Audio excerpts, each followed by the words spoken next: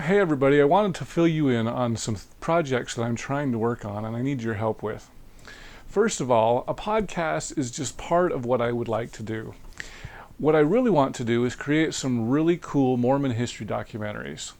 I've been really lucky. I've talked to Kurt Bench about the Mark Hoffman bombings, and I've got an upcoming interview with Shannon Flynn in just a few weeks. I've also interviewed George Throckmorton. He was the man who figured out how Mark was forging his Mormon documents. It's a pretty amazing interview.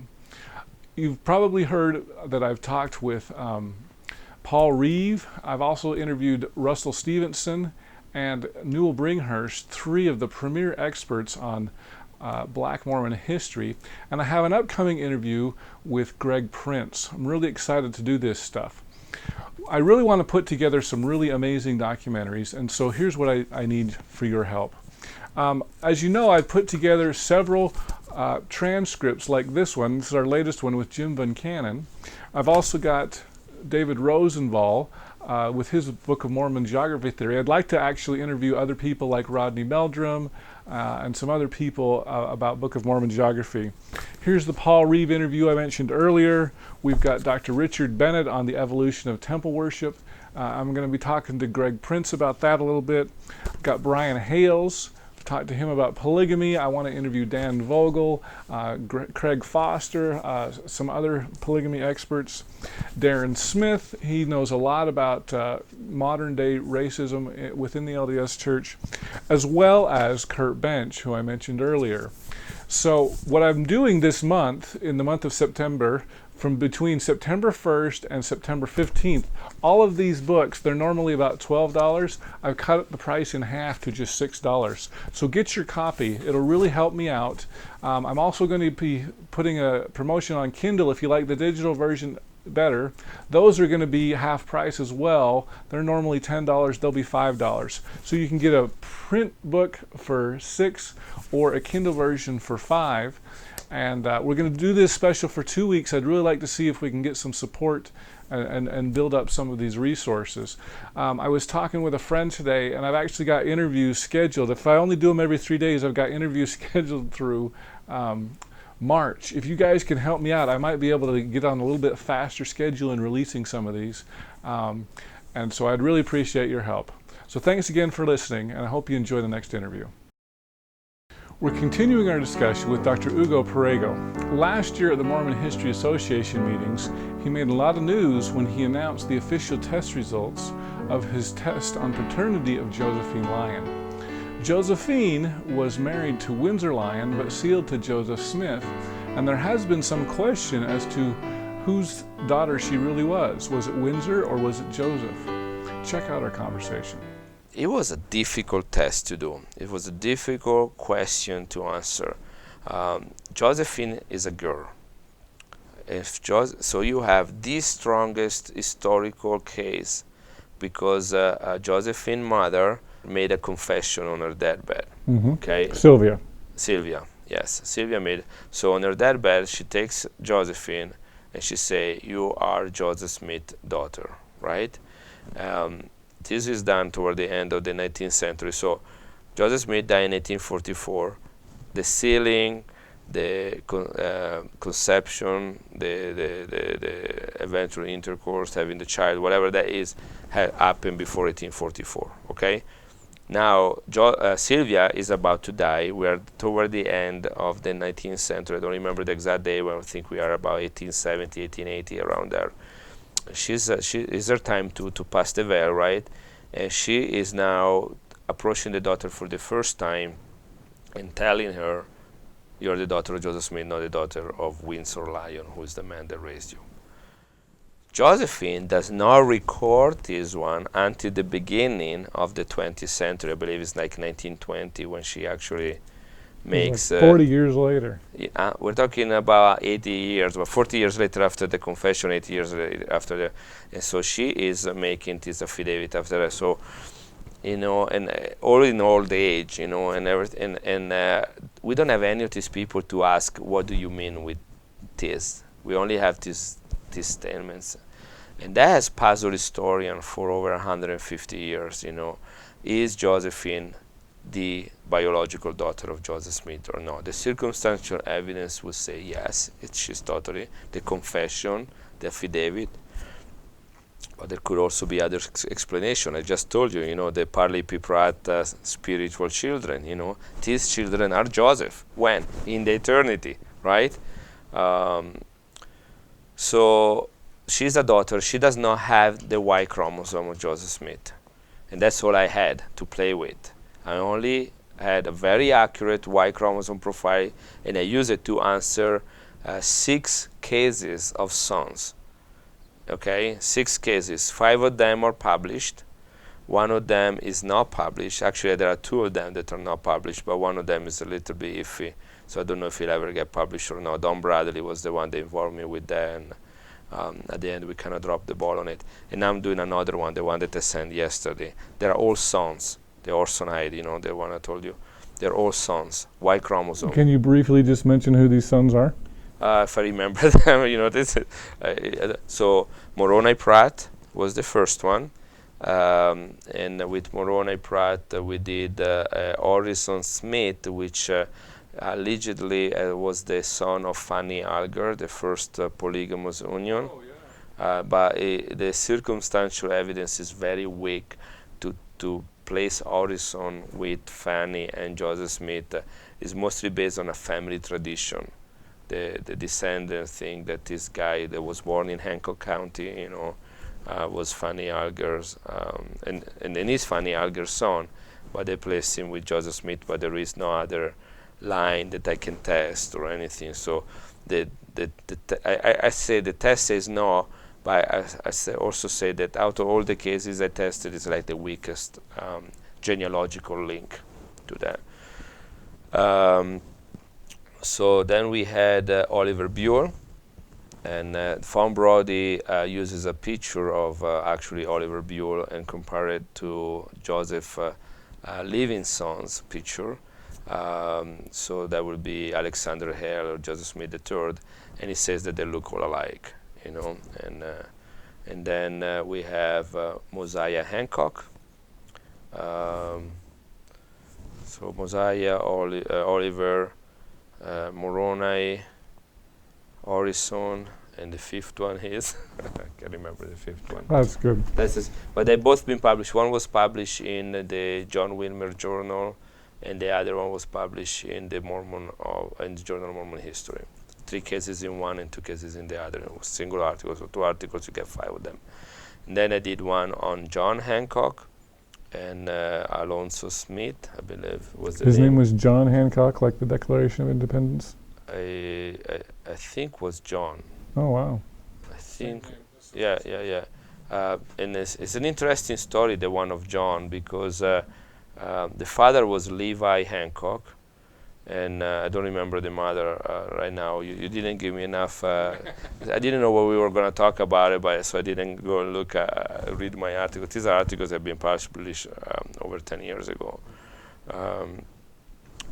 And Levi Hancock, so he's married, and a child is born, and his name is John Hancock. I believe that's his name. And then the son after that, which is born after Joseph Smith dies, called Levi's son or Levi's son.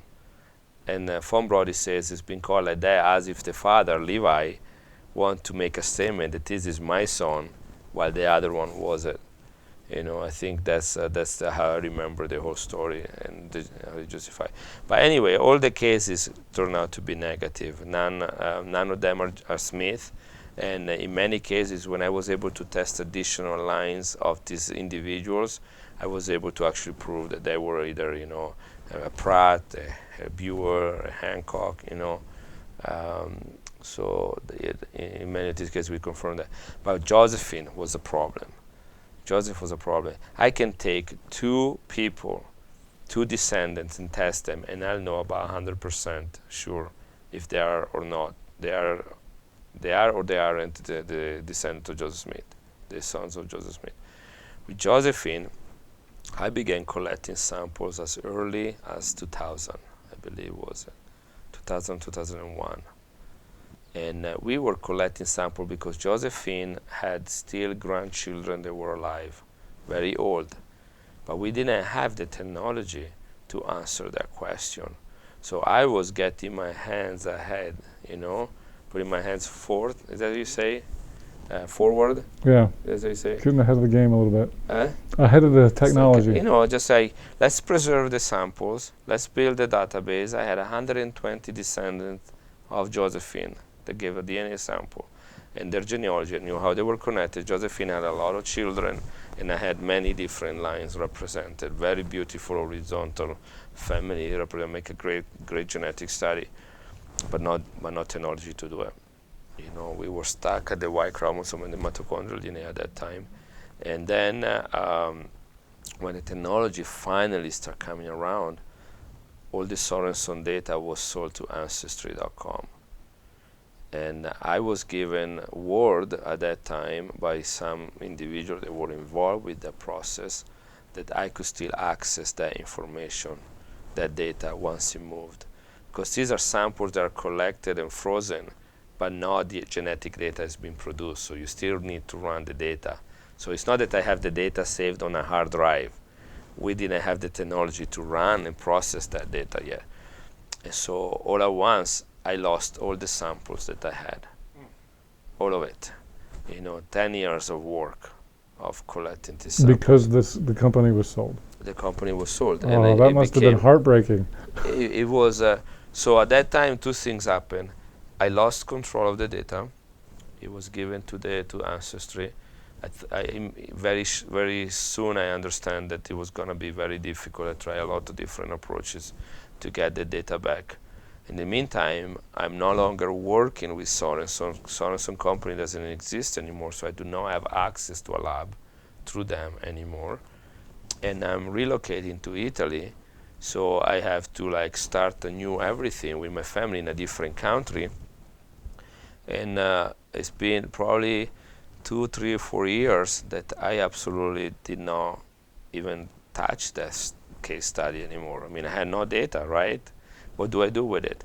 And at that time, the Josephine family approached me, and I have a letter from one of the daughters, because she was writing me. I feel bad, but she was writing me several emails at that time, and I wasn't very quick at answering them because I just didn't know what to tell her. There is not really much I can do. So finally, she actually wrote me a letter to Italy. And I got this letter, and she's like, we really want to know what is it gonna take. Can we talk about it? What is it gonna take about money, samples? Who's gonna run them if we get these samples? Can you be our researcher for this, right? And so at that time, I became their personal researcher. I gave my free time, my expertise, and they pay for the testing. And I told them we'll rebuild it with what we didn't have, right? You had to rebuild what you couldn't have. It's like, who's still alive? Who of the oldest descendants are still alive? Can we get the DNA from them? So I pull up my old genealogy, my old chart. It's like, okay, do we have 3 guys from this line, 3 guys from that, 3 guys from that? And after a few months, that's when Scott started approaching me. And I find it interesting that in one comment he made somewhere that he claimed that I became involved again with the project after that he contacted me, like if he awake some sense of urgency. But I was already talking with the family for months before that, and I have all the documentation to support that. I just didn't have the interest to do it because I didn't know where to start it. But things worked out okay, and the Smith family was very kind. I recollected samples from the Smith. I recollected samples from the Josephine descendants, and we ran what is called autosomal DNA, which is the same DNA test you get with Ancestry.com. This time I used another company called 23andMe for most of the testing. At the time they had the best price. It's no longer the case, and they had the most user-friendly server to collect the data once it was produced. They revamped everything after the study, so I'm glad that it was the way it was when I did it. I would have not choose them today. I would probably go with another company. But the data, I have all the raw data. We downloaded all the files. We ran a lot of algorithms on all of that. And the short story is that when you compare the descendants of Josephine with the descendants of the Smith, they are internally related to each other, but when you compare them with each other, there is absolutely no relationship. And we look at the Hiram Smith descendants, and we look at some other Josephine relatives, descendants that are not involved with the Joseph Smith connection, and we use them as controls. And Josephine is related through Windsor Lyon, which is her father, cousins. So she is a Lyon, and is not related to the Smith at all. Oh, okay. But that took 55 people tested, and it cost about $10,000-$15,000 to do it. Goodness. Most of the money actually cost more than that, because the Josephine descendants pay for their own testing. I pay for the Smith testing and for the analysis and other things related to that. And so overall, it was probably about $20,000. That was, but to collect the samples and run some preliminary data in the first sample, the one that I lost to Ancestry, it probably was about $100,000. Because the technology was at the beginning, so it was a lot more expensive. You know, now you can do a lot more with a lot less money, but that time it was the opposite. You know, we ran some markers. There have been at least 3 instances that we tried to get some data as we were developing the new technology, but we couldn't go very far in where we wanted to go. But now the technology is kind of interesting. You had the sample, the money, but not the technology. Then you have the technology, but you don't have the samples, you don't have the money, you know. And so comedy of errors. That's why it took so long. And I haven't published yet, Josephine. I have a paper written. I have a paper written, completed. That's a humanities paper. I'm going to probably put in some Journal of Mormon History or something. It's already done. It was done. It's the one that I read at the Mormon History Association. I haven't done anything with it yet. I've been asked to submit it, but I haven't done anything because I actually like to submit a scientific article for that in a forensic journal, because people don't realize, you know, but there's not a lot of cases. I don't think anyone is trying to do a paternity test using autosomal DNA of a case that happened 150 years ago. So that can set, in forensics particularly, and can set the foundation for others to answer similar questions. So like Thomas Jefferson and Sally Hemings sort of a thing? That was a Y chromosome test, and that was easy. But if there are cases that involve Thomas Jefferson and a daughter, now you can do something like this. Oh, wow. That's cool. Just really quick, I think your anthrax study was also done in a scientific journal, not a Mormon journal, too. Yeah. That's only a science journal, though. Oh, it's only a science journal. Yeah, but this one I would like to go both venues, because scientific papers tend to be a little bit more out of reach from the general population. They're written in a way that hard to understand. Yeah, they're hard to understand or to follow. So I have more of a watered down paper, which is ready. One is 90% ready, the other 100% ready. Oh, okay.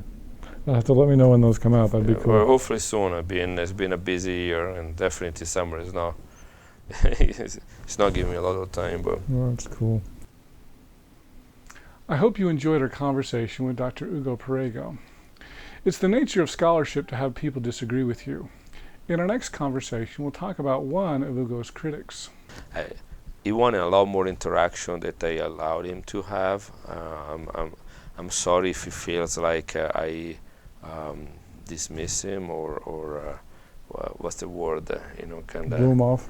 Huh? Blew him off. Blew him off. Yes, I think it's that. But the little that he had approached me was not, I think, the best way. He could have done a lot better way. He wasn't clear. He wasn't transparent. He didn't tell me up front what was he up to.